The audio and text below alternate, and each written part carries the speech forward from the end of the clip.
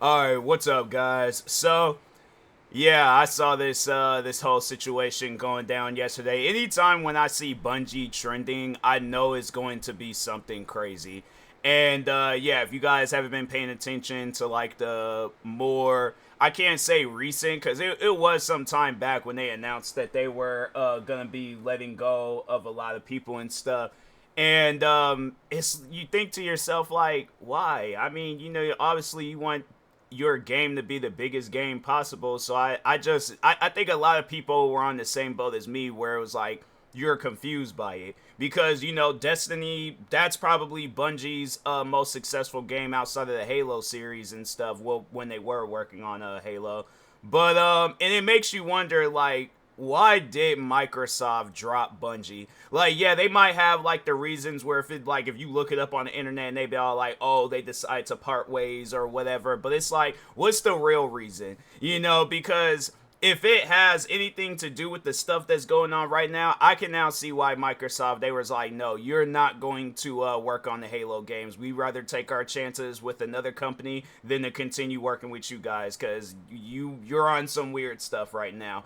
And it's just crazy where it's like you have such a good thing going and then you mess it up. Now, I don't know how long this Pete Parsons guy has been the CEO of Bungie. I really don't know whether he has the say. Well, I imagine he does have a say so when it comes to games and prices and DLC prices and all that stuff. But I don't know overall if he's been with the company. Let's just overall look and see how long.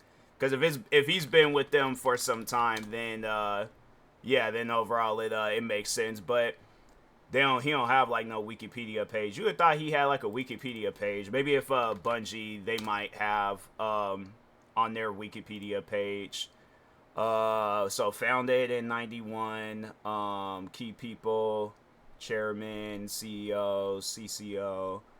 They don't really in early was they don't really say though like who founders. Okay, so those are the two founders. They got the one guy. He's the CCO, but this other guy, I don't know who this Pete Parsons guy is. Buyout in Destiny. But yeah, they don't say like how long. They just got like this super long like article stuff, and I'm like, I ain't trying to read all that. I'm just trying to get my, okay. Maybe if I just look up how long has Pete Parsons been the CEO of Bungie? Oh, since 2002. So he's been with the company for some time. So it ain't like this was like some recent. Because I know at times, though, like with some companies where somebody new is in charge, then they're the ones that's.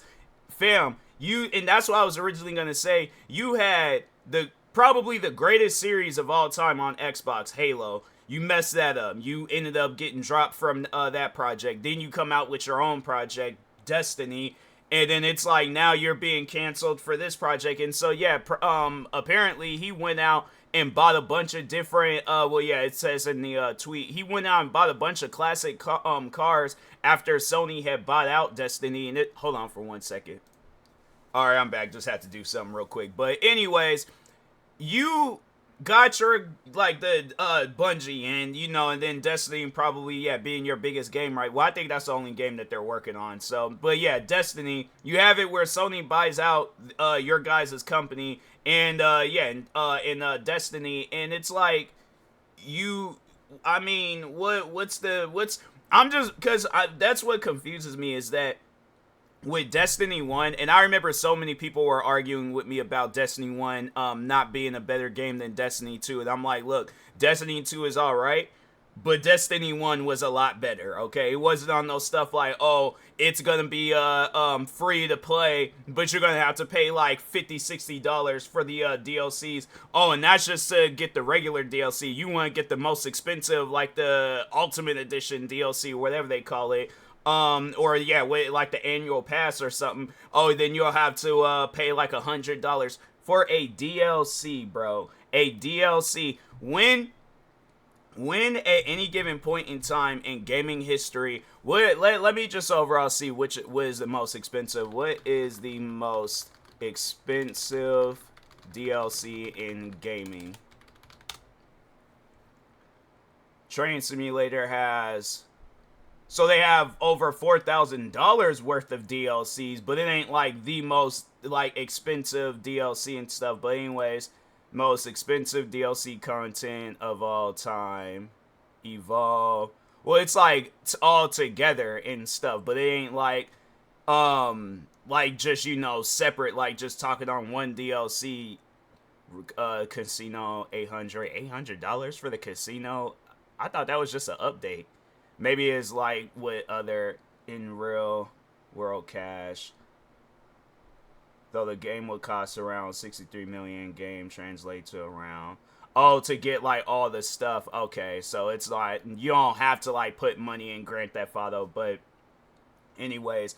But yeah, they don't like say, they just say like all the DLCs together and stuff, but they don't say like just separate, you know. And that's what I was more so trying to look for, the most expensive just solo DLC and things. But I imagine probably Destiny would be be on that list, because it's like, fam, you guys, you went from, I wonder how much like the Taken King DLC was. Destiny Taken King DLC price when released, $40. And it's like, fam, you guys went from, and to me, I feel like the Taken King DLC, that was literally a brand new game. Like, that was like a its own like second, not like a Destiny 2, but like a Destiny 1.5. You know, like they actually gave you a lot of different content. And then with the Lightfall DLC, let's just see how much Destiny 2 Lightfall DLC price when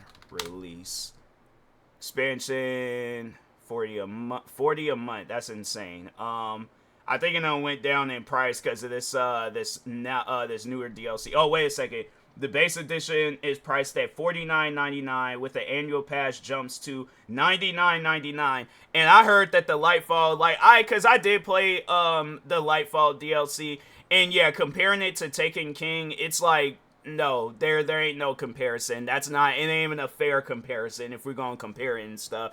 And I'm thinking to myself, like, how did you guys go from all that good stuff in Destiny 1 to this, to where Destiny is at right now? And Destiny happens to be one of my favorite games, but it's like, when I look at its current state, I'm like, bro, I can't defend this game. And it's just crazy to me where it's like, you can go and get, let's just see, because one game I always see being compared to Destiny is the Division 2. And I'm just curious to see, they got that game on sale. I feel like that game's always been on sale, but you can get the so you can get the base game for like $10 right now, and then you can get, and that goes all the way up until August 4th, and then you can get the Warlords of New York. Now, yeah, they only had released one expansion for it, but they do release like a lot of other like extra stuff. Like, they give you a reason to keep playing. And I mean, yeah, Destiny does the same thing, but I just feel like that them currently right now having the ultimate edition of Destiny, or not Destiny, but the Division 2 with this Warlords of New York DLC, they have it at $14.99. So on top of the base game, where it already has a lot of content, they're giving you additional content. And I'm like, fam, why can't Destiny be like that? I'm saying, if you guys gotta go back to charging for the game, do that. But I'd rather have it where I'm paying for a game than paying far more, because I feel like I put way more into the DLCs of Destiny 2 than the base game itself. And I'm like, to me, that's just not fair. And then when you see stuff like this where it's like, okay, so you lay off all these employees and then you use that money, that extra money, to buy yourself some classic cars, they need to take a vote and get that guy up out of Bungie, because I feel like he is going to run this. For the longest, I never really knew what was the downfall of Bungie and Destiny and all that stuff, and Halo, and like the whole like Halo thing. This guy right here. This guy is literally the downfall of Bungie. You go out, my thing is this, and it's just so messed up, you know, outside of talking, hold on for a second. I always forget that when I open up Steam, I don't know why Steam is like, I should just mute the tab, but I don't get why every time when I open up Steam on Google, it always plays out the trailer or something. So if you guys was hearing some audio going off in the background, yeah, that's just Steam being stupid when you open it up on Google. But anyways, no, but like I was saying, this guy is the downfall of Bungie, and they need to take a vote and get him up out of there, because I'm like, what all he's going to do is run Bungie further and further more into the dirt, and then it's gonna get to a point in time where it's all like, it ain't gonna be a certain amount of employees getting laid off, it's gonna be everybody getting laid off, and then that whole company is just gonna have to shut down. Sony is out of money, Destiny is going to shut down as a game, and they're like, oh, the servers are shutting down, and then there's gonna be a bunch of people out there that bought this game, and they ain't gonna, well, it's like, who knows, maybe Sony might have it where the servers are still running, but I can see where it'll probably be at a point in time where they're all like, oh, well, because of the closure of Bungie, no more DLCs or content will be coming out for Destiny, but the servers will remain online for however long I guess they want them to remain online, and then eventually we all gonna look up one day, and then they're gonna be like, oh, the Destiny 2, well, I mean, Destiny 1, their servers still work and stuff. I don't know if that has anything to do with Sony, but it probably would be in a matter of time before they're all like, oh, Destiny 1 servers are shutting down because they ain't got the money to keep the servers up, and then eventually we gonna look up, and that's gonna probably be years down the road where they are like, oh, the Destiny 2 servers are going to be shutting down too, and it's like, fam, all I'm saying is that if you guys are gonna be behind the game, this is what I'm overall talking about. Where I feel like a lot of games nowadays is just scamming their fans. It's people like him where I'm like, he doesn't need to be in charge. You know, if he feels a certain way about what I'm saying, then it's like, fam, well, how do you think the gamers and then the people that you've been laying off, how do you think we feel when we're trying to figure out why is so much money, well, I guess for the gamers, why is so much money coming out of my pocket, and then these guys are like, well, why am I being laid off, and I felt like I did a good job. Then they look up and then they see you driving some classic old car. You want you a classic old car, play Gran Turismo. I'm like, that's a